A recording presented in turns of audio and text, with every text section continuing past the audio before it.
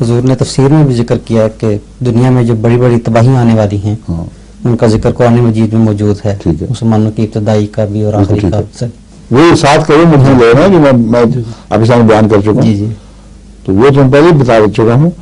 اگر حضرت مسلم نے یہی مانا لیا تو بڑی وہی بات ہے، اس میں کوئی اختلاف کا سوال ہی نہیں. حضور میرا آگے سوال یہ تھا کہ ہمیں پتہ لگ جاتا ہے کہ کون سی تباہی کب آنے والی ہے عیسائیوں کے متعلق؟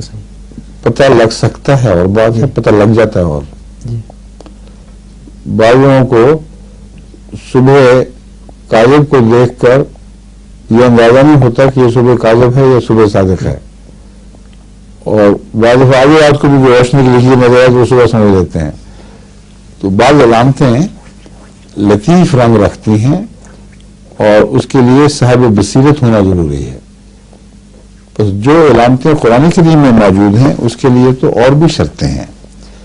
ان کو پڑھنے کے لیے بصیرت سے مراد ہے نور تقوی حاصل ہو، مطہر ہو، اللہ کی طرف سے پاک کیا گیا ہو اور اس کو توفیق عطا ہوئی ہو کہ اس کو وہ سمجھ سکے، تو اس کا ذکر ہے کہ وہ علامتیں پڑھے گا.